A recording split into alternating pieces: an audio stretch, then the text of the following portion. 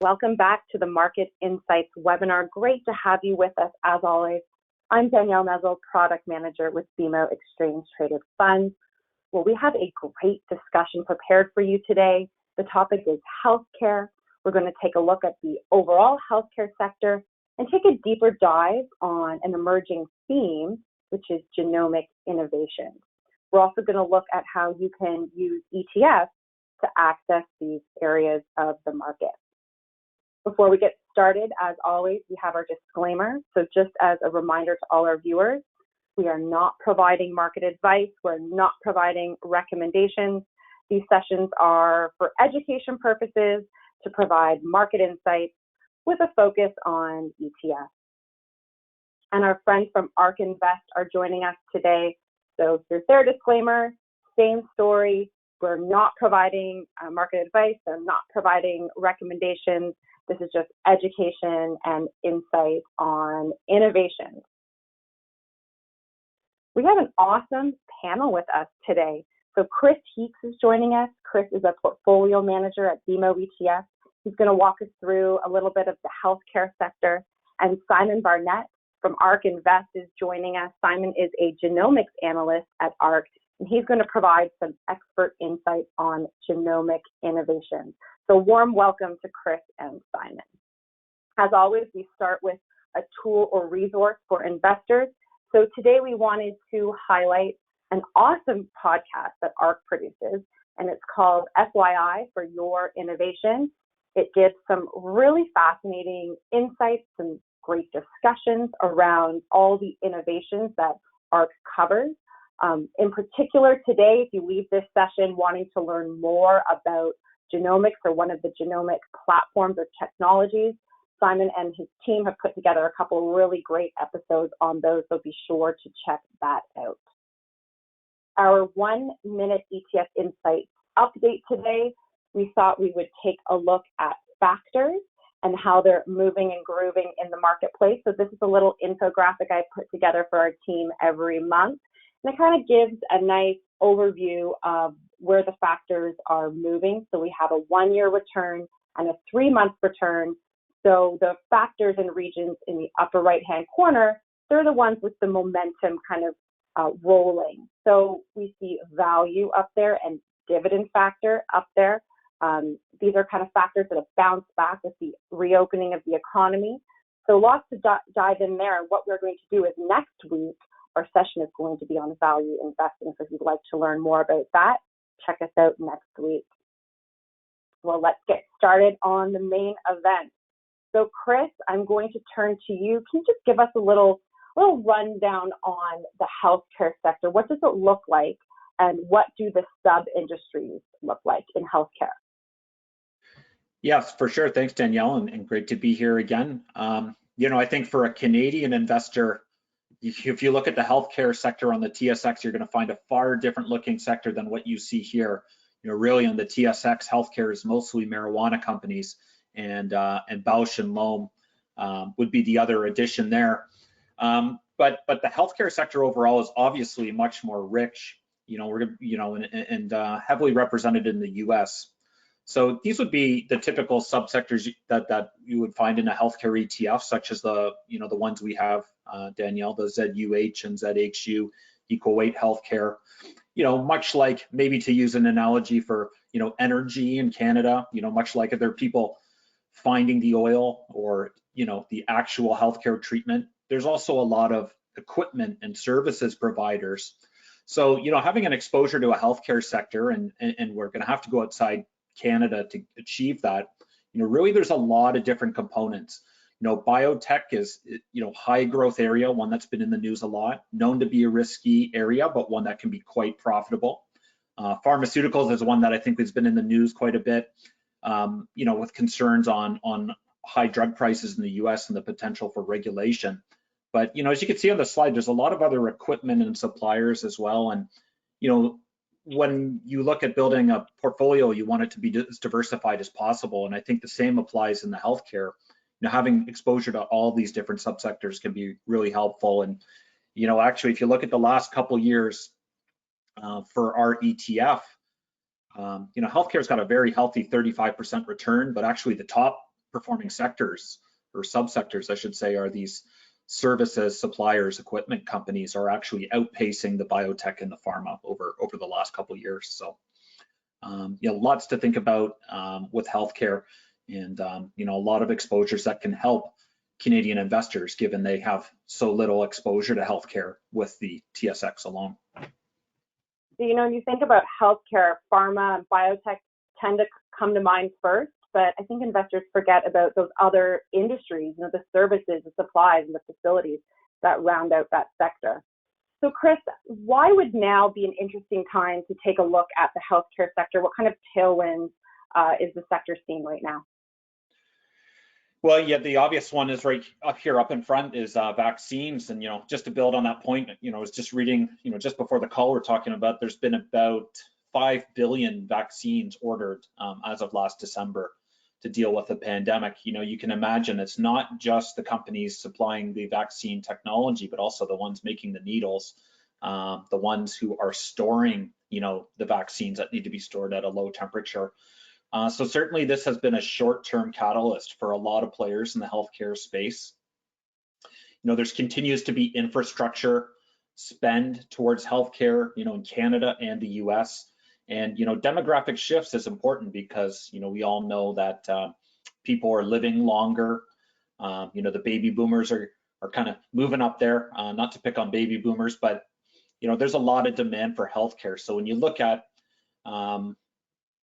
long-term prospects for a sector, I think you want to be thinking about, what does the demand look like? One thing we know about healthcare, investing involves a lot of uncertainties, but, one thing we know is the demand for healthcare. And I think that does help investors. It helps you consider it further of including it into your portfolio, given that that the demand is going to be there, and perhaps even more so with the, things that we've seen happen over the last year. So for Canadian investors in particular who are thinking, okay, maybe I should add a little healthcare exposure to my portfolio, or looking for that diversification, Chris, what are some of the ETFs listed here in Canada that provide exposure specifically to the healthcare sector? Yeah, there's a few of them. Probably, the biggest ones that are out there are the market cap. And, at BMO, we use an equal weight approach to sectors. So, there's the iShares XHC is a popular one, a global exposure with a market cap weight. If you look at the top 10 there, you're going to see some bigger companies like Johnson & Johnson, obviously a huge multinational, and you see quite huge multinationals there. With the equal weight, such as ours, you're going to see, a little more balanced exposure. You don't obviously see as high weights in those top names. Our ETF has 75 holdings equally weighted, so they're all, just over 1% each. And an equal weight has been an interesting way to approach portfolio construction. You get a little less concentration. You get a little more small cap exposure as well, actually, with the equal weight. So, what you tend to see is when the sector's in favor, and healthcare has been a prominent sector in recent months. Having that little bit of a small cap bias, so having a little higher weights and smaller stocks can potentially lead to increased returns. So there's a few options out there, a few currency options as well, whether you want to hedge or unhedge that exposure as well.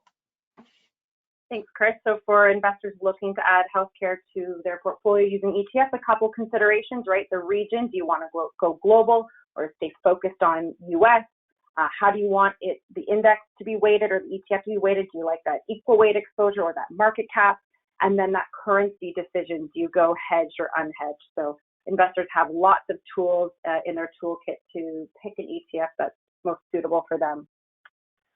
Okay, now let's take a little pivot. So Chris, thanks for that overall view of the traditional way we look at healthcare, the sector approach. Now I'm going to bring Simon into the conversation. So Simon, you are a genomics analyst. So you're looking at the market a little bit differently. You're looking at genomics as an emerging theme or an emerging trend. So can you explain to us how you look at things a little differently than a traditional healthcare analyst would? Yeah, sure. And thanks so much, Danielle. So I think where I'll start is maybe just to mention how these two things are similar. So building off of what Chris talked about, he gave a great rundown of the different areas or subsectors within healthcare, like tools, pharmaceuticals, and technology. So the first thing that I'll say is, companies that are operating and using genomics to change how they do their business, these companies are not niche or relegated to any one of those subsectors. They're actually very broadly included in the tools sector, in the pharma sector, in the technology sector. And so these are companies that are leveraging genomic technologies, and we think are actually poised to disintermediate some of those legacy kind of larger companies in those sectors. So, by virtue of being cheaper, so genomic technologies are rapidly becoming cheaper, and I'll give a few examples in a minute. And the products that they generate, frankly, in many ways are better. So more accurate, faster turnaround time, more precision. These are some of the things that you can get into when you start looking at genomics as the way that you construct your technology. So to Danielle's sort of second part of that question about how I and the rest of our investment team acts or thinks maybe a little differently than a more traditional healthcare research group, I'd say the first thing is that the similar aspect is we still have to have a very deep knowledge of the actual healthcare space, the structure, the organization, the regulation. These are commonalities between the two.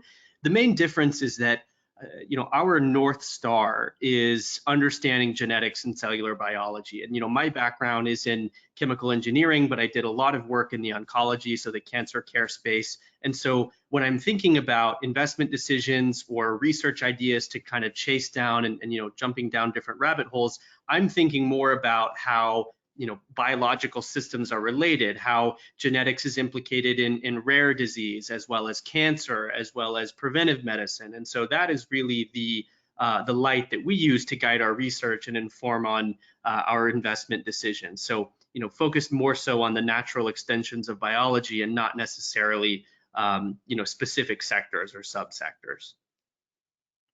Thanks, Simon. So when you're looking at all those inputs and those sort of different inputs than a healthcare analyst would maybe consider, what are you looking at when you're looking at the overall genomic space? And maybe just give us a high level view on what is genomics, what is this all about? Sure, yeah, absolutely. So first of all, let's just start at the beginning. What is genomics? And so the way that we like to think about it is moving from a healthcare paradigm that is based around acute management of disease or injury, trauma, things like that, and diving in as deep as our technology will allow us to understand how the genome, that's contained in all living cells in our bodies, influence and cause disease to show up, trying to attack disease at its root source. Like I'll give a great example.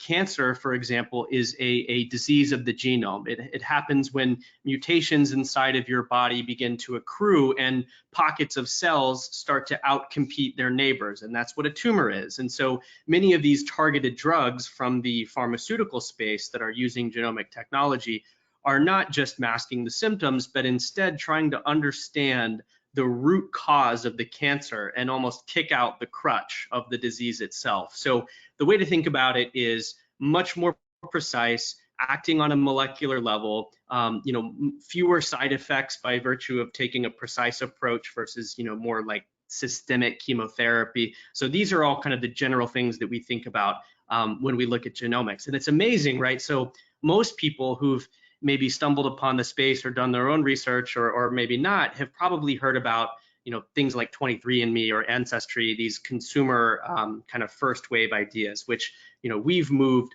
far beyond that in terms of our technological sophistication. And it's really amazing. The thing that I get excited about talking about genetics is it is so vastly applicable across every different component of healthcare, from oncology to rare disease to transplant medicine to vaccines.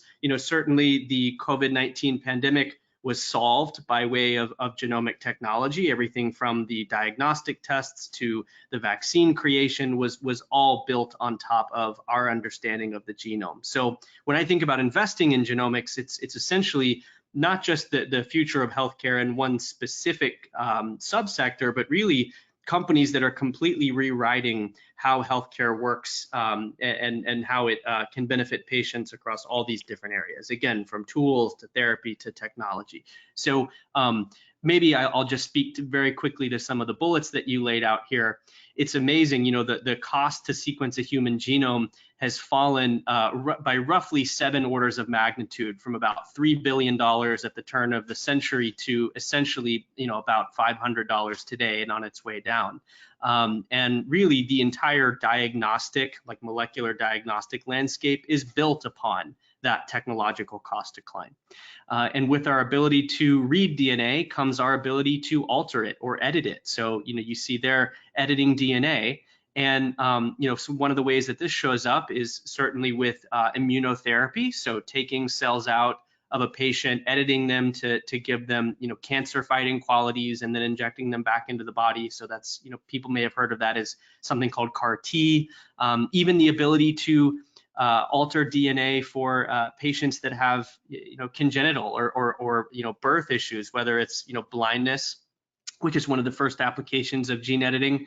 And then tying everything together is the software revolution that's converging, right? So we talk a lot about machine learning and artificial intelligence, and with our ability to generate vast quantities of genomic data, a lot of that is being made actionable for clinicians and patients by something called bioinformatics, which is the large-scale application of machine learning technology to combinations of genomic and patient-level data. So all of this is a broad force for good in terms of our ability, like I mentioned, to detect disease and prevent it before it manifests into something untreatable, as well as to understand the root cause of things and treat them at their source, rather than just masking symptoms and draining patients of money as they go along that care continuum. So that's what we think about when we talk about the genomic age of medicine. A lot of interesting points you made there, Simon. I want to highlight your point on the cost of sequencing and how that's dropped to just the hundreds of dollars. That's such an important input in understanding the growth potential in this space.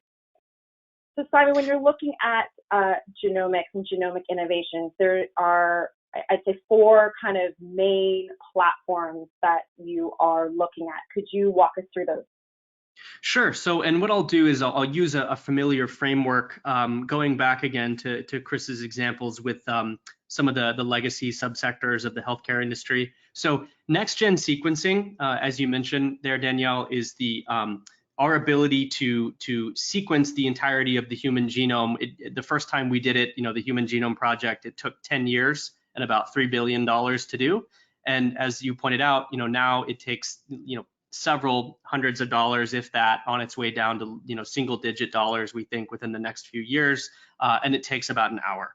So when you have that level of cost decline, everything that would have been totally cost prohibitive to do per patient now starts to become very reimbursable, cost competitive, or even cheaper than technologies like MRIs or X-rays. And so we talk about next-gen sequencing as kind of the preeminent category for next generation tools, right? So this is the life science tools and diagnostic sector. That's where this fits in. Companies like Illumina, Pacific Biosciences, Oxford Nanopore, which is a UK-based company. These are the companies that would fit into that basket.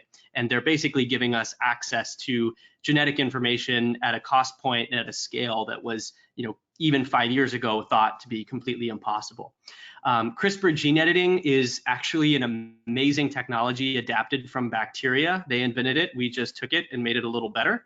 And what it does is give us the ability to perform essentially what is surgery, but on a molecular level. So you can make even single base or single letter changes to DNA to rewrite the faulty code in the genome and essentially allow it to do whatever you want to program it to do. And it's not just something that we do inside the body, but also something that we can use for, and it's not on here, but maybe a 5th category I'll mention is synthetic biology, which is actually, in the materials and the manufacturing space, you can harness that same technology to, force E. coli or other sorts of cells to produce any type of physical good. So that's another really interesting application. Living drugs, so this again falls into the pharmaceutical space and the biotech space. This is taking cells that are living and using those as medicines in and of themselves. So one of the ways we think about this is immunotherapy, taking T cells, your body's frontline soldiers that attack disease, but that often get exhausted, literally exhausted when they're trying to combat really severe diseases like cancer. So we can alter and manipulate them to re-energize them and make them more precise and more rifle shot rather than scatter shot. And it's such an amazing thing to watch as we see more therapies approved by the government to combat really serious diseases like cancer. And lastly, healthcare technology, information systems and management. This is a whole class of a new wave of companies that are focused on making healthcare data more interoperable and transportable instead of being fragmented throughout different healthcare networks and basically put in a position where they're not able to do or be useful for anything. And now we're marrying together these genomic data points with the physiological ones that are being generated in the clinic. And the benefit is that we are unlocking all sorts of new insights that we never would have had. And I can give a specific example here because I know, in a minute we're going to talk about a few specific companies, but there was an amazing clinical trial that's still ongoing where patients who have the Apple Watch, who are getting the heart rate and arrhythmia data beamed to companies that are working on genetic testing for cardiovascular disease. And the combination of that genetic information and the longitudinal information about heartbeat is actually allowing us to discover so much about the genome and how it's related to cardiovascular conditions. And it's just a good example of how the bioinformatics space is continuing to be really exciting. And so those are just some of the main areas and platforms that we see within the genomic age. That's a really fascinating example. Thanks for that. Okay, now let's tie this all back to investing. So from an investment lens, Simon, how do you and your team view growth in the genomic space? How is that going to impact equity markets? I know Cassie Wood, the CEO of ARK Invest, I've heard her speak about genomics, and she thinks these companies could have growth profiles like the FANG stock. So what do you think?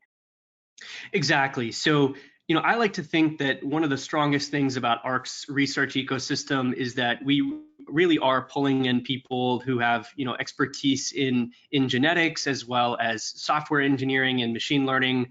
And I think one of the ways that we got to this graph that I'm going to speak to in a second is just the combination of those cost declines and how they can converge and actually kind of cross-pollinate and become really exciting from an investment point of view. So to put some numbers to it, everything that I spoke to, all those different areas of investment, one of the ways that we think they're going to really fundamentally transform is in the pharma and the biotech space. And if you look to this chart on the bottom, what we've tracked here since the early 80s is the return on a dollar's worth of R&D and how that, once those drugs commercialize, how that ends up manifesting into market cap and equity value for those companies. And we went through a revolution kind of in the late 80s, early 90s, triggered by, recombinant DNA technology and Genentech's IPO. But since then, there has been a pretty precipitous decline you can see taking place at the turn of the century. And this period, 2000 to 2010 is when sequencing costs were on their way down and getting a lot cheaper, and we were just beginning to realize the benefits of more advanced types of software and apply them together. And what this brings us to is our understanding of how a dollar's worth of biotech R&D may be worth much, much more in the future because of the combinations of those things. So this slide is actually taken from ARK's most recent Big Ideas presentation. If anybody wants to look at that on our website to get more detail, I'll just kind of give a high-level overview. We think that the employment of specifically next-generation sequencing, which helps find patients that otherwise would be missed, using artificial intelligence to plan decentralized clinical trials and make them faster, as well as the pricing benefit and the reimbursement bump that you get from creating a drug that is curative. So this goes back to what I was saying about, not masking the symptoms, but instead treating disease at its root cause. all of these things compounding to get us to a point where drugs in the pipeline are actually significantly more valuable if those therapy companies are leveraging this type of technology. And many of them we're finding are, and increasingly are, because they of course are competing with each other and are trying to be most prudent stewards of their capital. And so the way that we've modeled it together is that we estimate that the combination of these genomic technologies could create trillions of dollars in equity market cap from therapy companies over the next few years.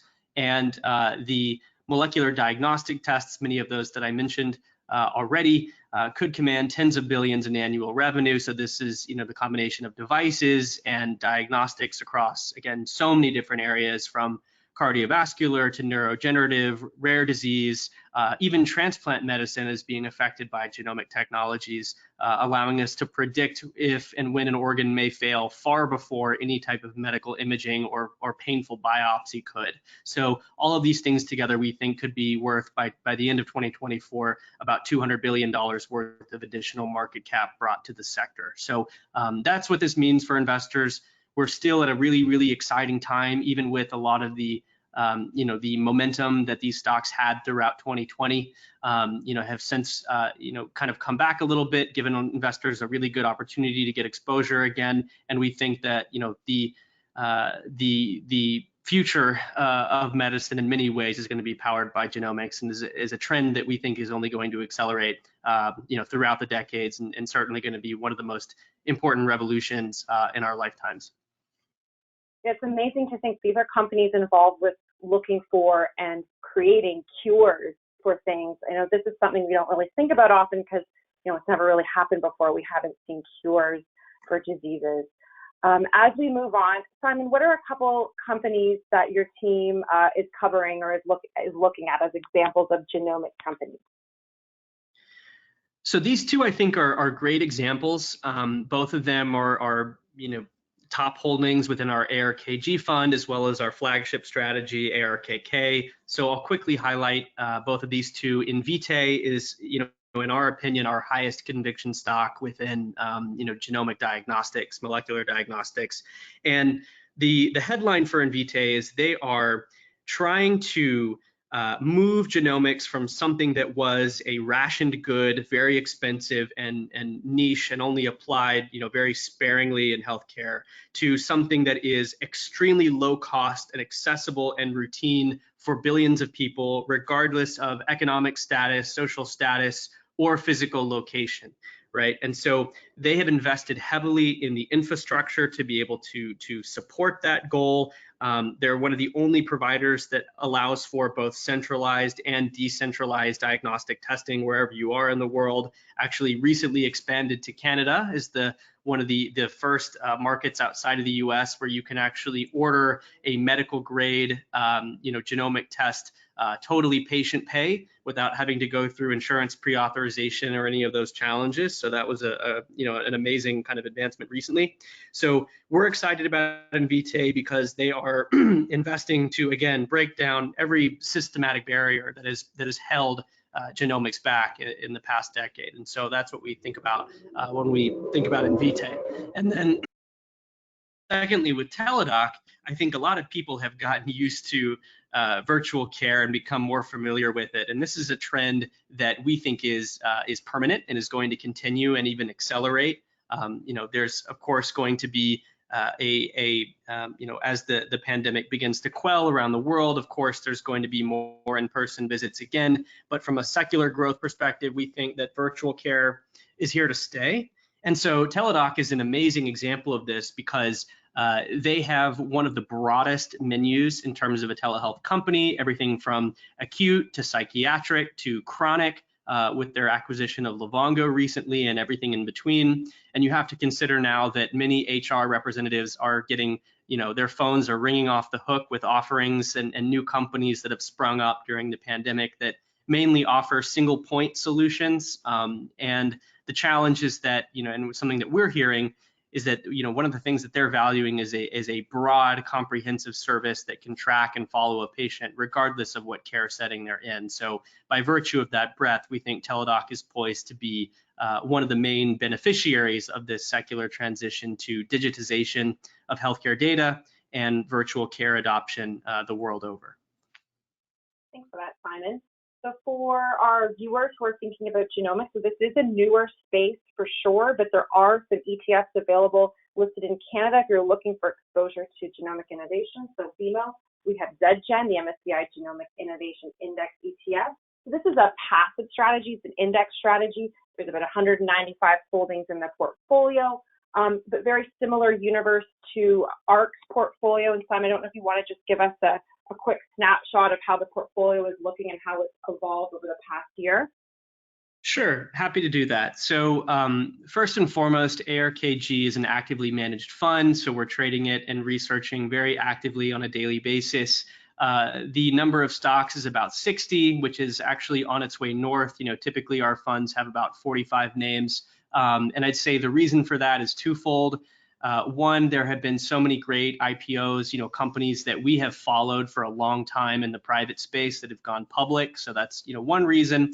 And the second is that the pullback and the correction that we've had recently has given us a chance to act on companies that we felt were exciting, but overvalued in the frothiness of 2020. So that's the main reason for that. In terms of concentration, this is a fairly concentrated portfolio. About half of the weight is in the top 10 or 15 names. And I believe, as of the date listed here below, May 27th, this is roughly an $8.5 billion fund. And so essentially half of that is in the top 10 or 15 names out of the 60. So, this is a fund that is, like I mentioned, actively managed, and we're focused mostly on companies that are either generating genomic technology or the beneficiaries of genomic technology. And the last thing that I'll mention about the fund is that it is market cap agnostic. That being said, it does skew kind of small mid cap.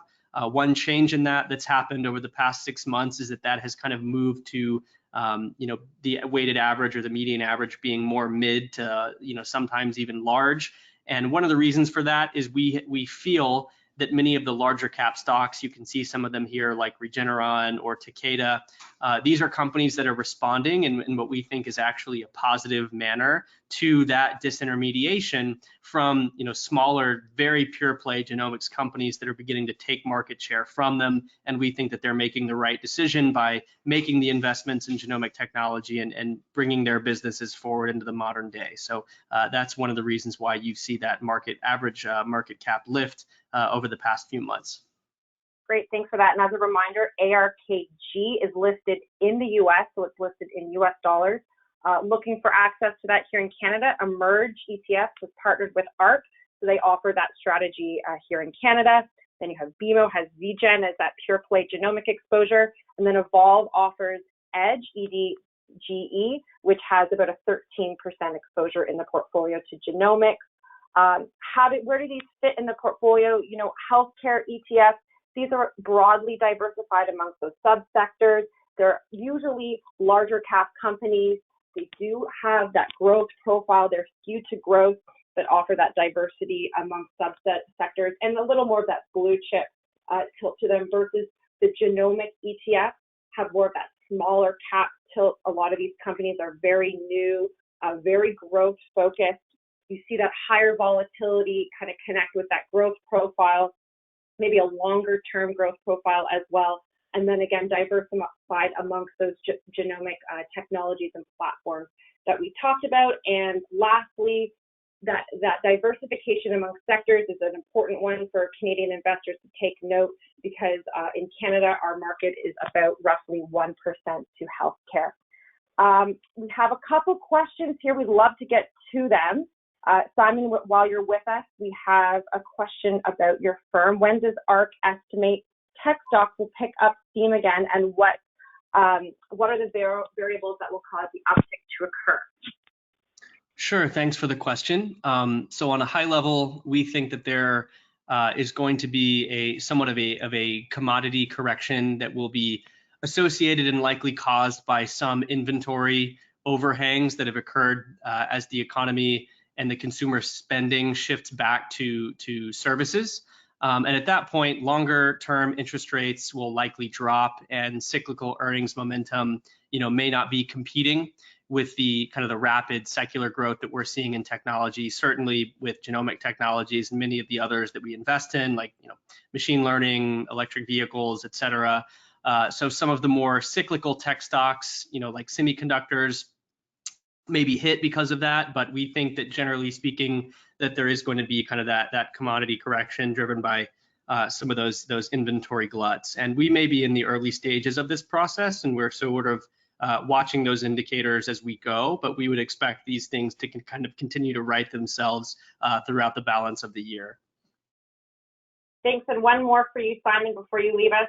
This is a popular one. I'm sure you get a lot of. What does ARK think about Tesla right now? I know this is not a company you specifically focus on, but can you give us some high-level insights on what you think about Tesla?